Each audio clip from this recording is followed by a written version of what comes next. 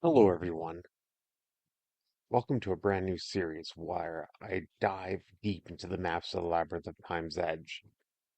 One video, one world at a time. Each map you'll see here was handcrafted, line by line, in a text file that the engine, the game, reads that is written in QBasic, built not just to be explored but to be felt.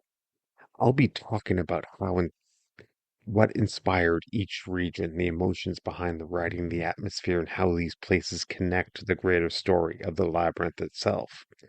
This isn't a walkthrough, it's just a journey through imagination, nostalgia, and creation. Every map is a place of a living world that's been growing for decades. And in this series, I want to take you behind the curtain of that world to show how is the stories, the moods, and even the silence of the rooms that come to life. So, this being the first episode, it's going to be very janky. It's going to be very, very janky. I'm a little bit nervous. I'm going in this blind. So, with that being said, welcome to the first episode in a long series. So, if you like this, like, comment, subscribe. It every little bit helps. Everything helps when it comes to this game and to spreading the message of this game and uh, telling everyone where to download it. Links are in the description below. So, with that being said, let's begin. You stand before the entrance to a once thriving place, its former vibrancy now consumed by an air of mystery and decay. What secrets or dangers might lie will within remain unknown. I wanted to give kind of an air of mystery, a feeling of dread coming into this game. I'm a huge fan of the Fatal Labyrinth for the Sega Genesis. That's one of those games that really stuck with me as a kid. I remember playing it late at night and just being in awe of the beauty, the nature of it, the introduction. Uh, Before going into the Fatal Labyrinth itself and going into the castle to fight the dragon, you you start the game instantly in a village, and I really wanted that feeling of dread, of mystery, of the unknown within the game. To be able to allow the player to feel that same feeling of dread that many players of roguelikes and text adventures feel the second they boot up. It's not knowing what to expect and who you're going to meet along the way and how you're going to figure it out. So I've got many books here filled to the brim of just maps, everything mapped out, all these locations and characters and whatnot.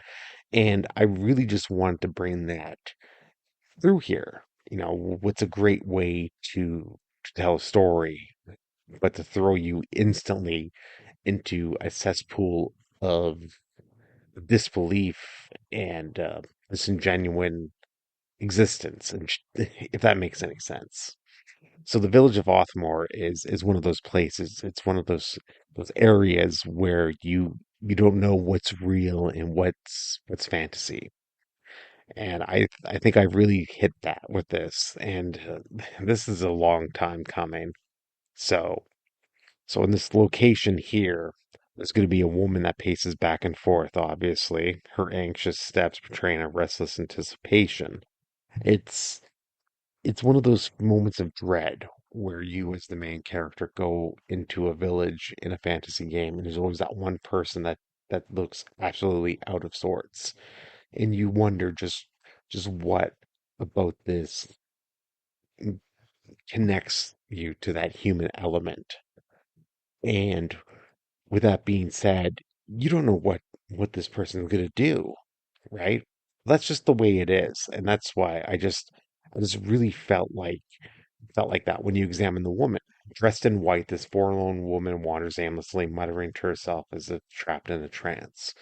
She's lost in that distant realm of the human imagination. And you could talk to the woman. See, talk to a woman. I'm sorry, my baby, I'm sorry. I let her take you away. So what happened to the baby, right? It's just moments like that I always find really interesting. Homes with boarded windows and tightly sealed doors seem to shun the outside world as if warding off unwelcome spirits. I always loved doing this sort of thing when it came to the game. Just being able to kind of instill that uncertainty of being alone in the world. And that's what a good text adventure, in my opinion, is. And this guy's a jerk. Move along, non-citizen. You don't know me. But the few souls who still call this forsaken place home wander the streets, their eyes scanning for whatever scraps of hope or sustenance they can find.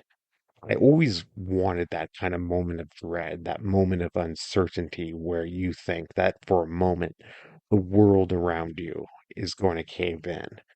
And and that's why when you come towards a text adventure or anywhere within the village of Oathmoor, this is the last bastion of society, of real society, before you go into the labyrinth of time's edge, before you meet the king. Right before you meet the king, it's reality. It's the outside world. But once that meeting's had, and you'll see it in the next video, um, you won't know for sure what is real and what isn't. And that's the kind of mystery, that air of mystery I really love having in any game, really, or any story.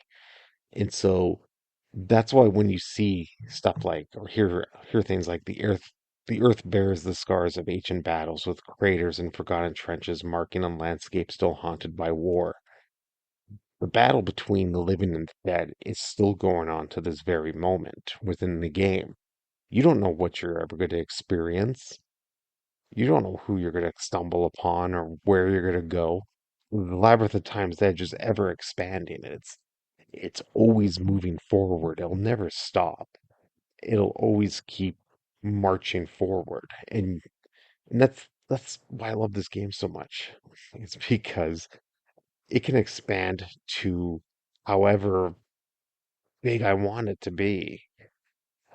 It's it's a very emotional journey, and it's one that's been 30 years in the making. And being able to tell the story uh, that I've had etched in my mind, telling it to you right here is something really great. And being able to share each room and each motion and each the reason to why I do what I do within this game. It's something that I think a lot of people should know. A lot of people should understand and understand that a lot of great time and effort and work goes into making one's dream project, a dream game, a dream movie, whatever. It's your project. It's my project. It's life's work. Like a magnum opus. But this guard here is a total jerk. The king summoned you. What business do you have? Well, obviously it's with the king. You know, the guy's a jerk. Thick stone walls enclose you, muffling the world outside as you traverse a series of heavily guarded checkpoints. Nothing but realms, nothing but strange places connected through a web of interactions. At last, you stand before the final set of doors. Just being able to know that the outside world is so closed off from that of the king's castle, it's it's something that really makes you wonder, really kind of shows you just how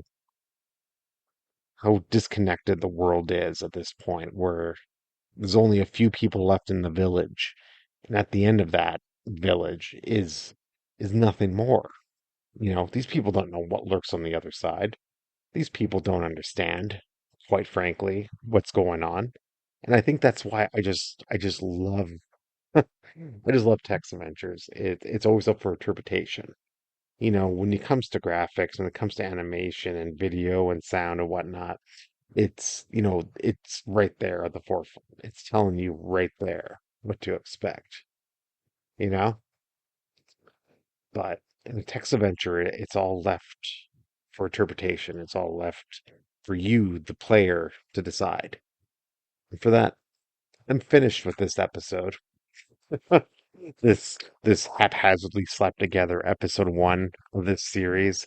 And I just wanted to say episode two is gonna be way better, I assure you. So if you like this, like, comment, subscribe, whatever, download the game, description link, you know the drill. See ya.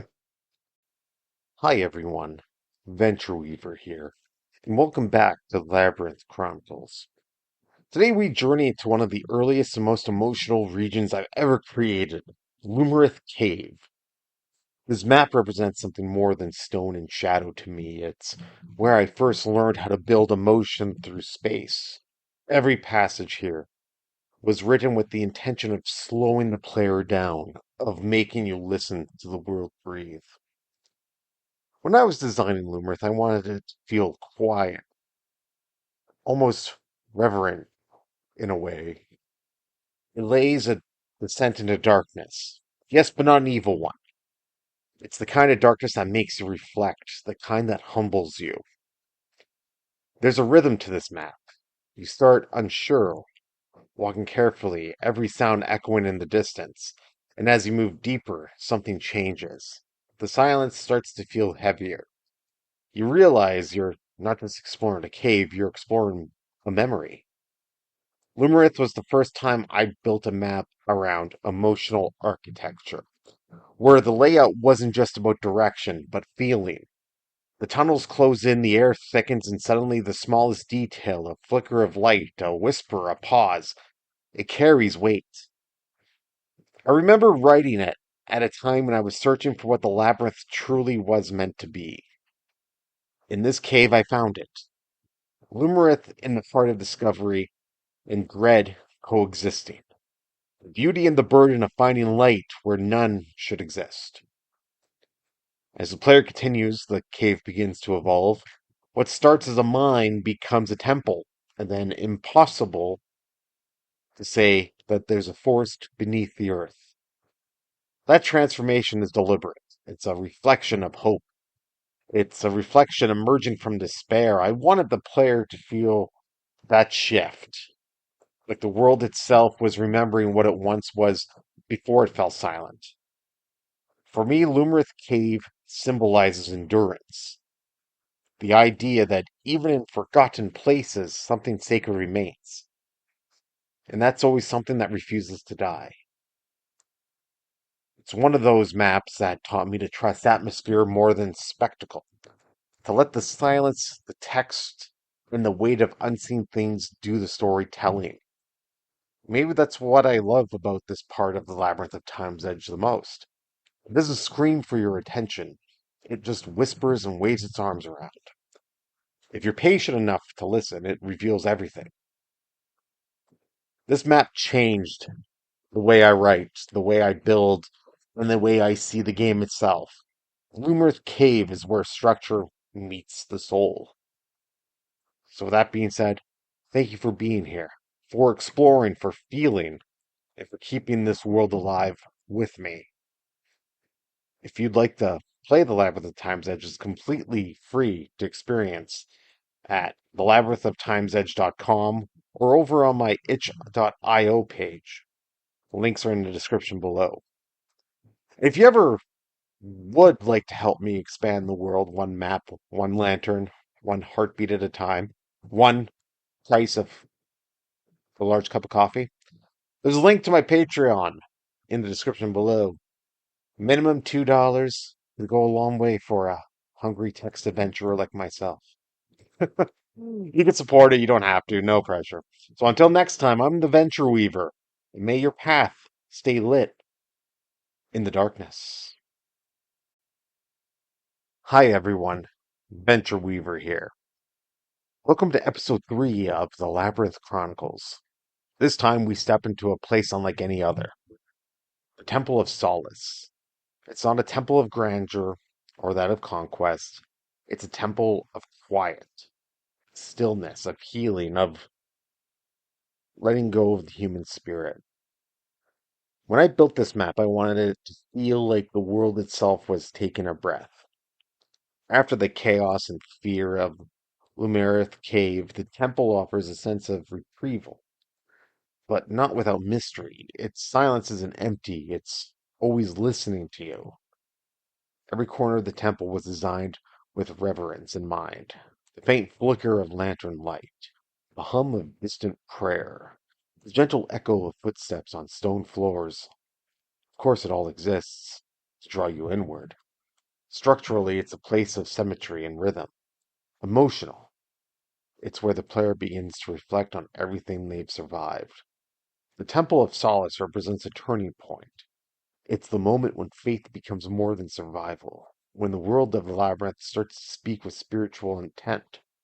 Priestesses and priests you encounter are enemies of guides, sent there to confuse you.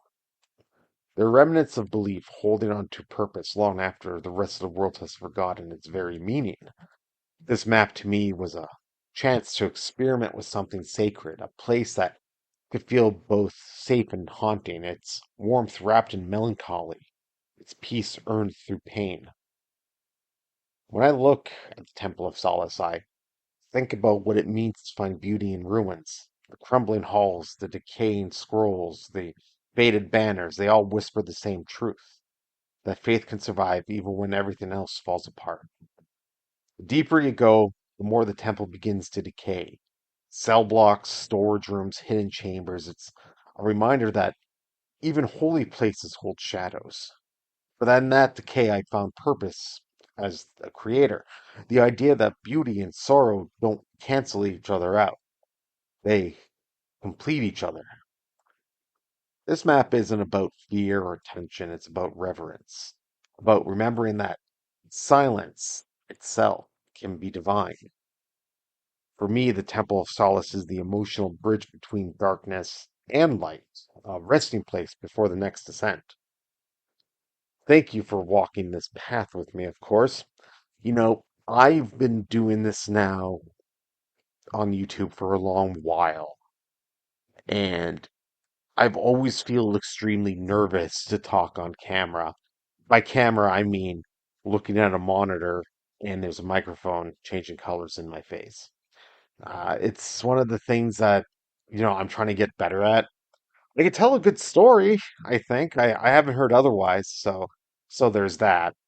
So the links to download the game are in the description below. So is the Patreon address if you want to donate. You don't have to, but if you do want to, the link's down there below. So have fun with that. And until next time, may your light remain unbroken and your faith endure in the silence. Because it's the Labyrinth of Time's Edge. Greetings, everyone. The Venture Weaver here, and welcome to episode 4 of the Labyrinth Chronicles. Today we walk among the shadows in memory, through one of the most haunting and heartfelt maps I've ever written, the cemetery. This map isn't about fear, it's about reverence, about the weight of what came before when I built it. I wanted to create a space where the player could feel as if the passage of time itself was looking them dead in the eyes, where every step feels like walking through someone else's story. The cemetery stands as a monument to everything that once was. Blossoming trees, quiet paths, untouched graves. It's peaceful, but never still. Beneath that calm is a current of unease, as if the world itself is aware that remembrance can be as heavy as loss. Structurally, it's one of the most layered maps I've built. It begins gently, flowers, bridges, moments of peace and calmness. And it slowly begins to unravel. The graves start to shift. The silence deepens. The player begins to sense that even in death, this world doesn't sleep. Emotionally, this map came from a place of reflection. It's about one's own legacy, about what we leave behind. Every headstone, every faint whisper in the wind, every crumbling statue was written to remind you that nothing truly fades if it's remembered. The cemetery also represents duality. For every moment of peace, there's something uneasy watching you. From every act of care, there's decay waiting beneath. That tension between beauty and rot, between light and mourning, That's where the labyrinth lives. As the player explores, they meet caretakers, mourners, spirits, and those who refuse to let go. Each one reflects a different face of devotion, some peaceful, some broken, some eternal. When I think about this map, I see as the soul of the labyrinth, the moment that the game stops being about exploration and becomes about meaning.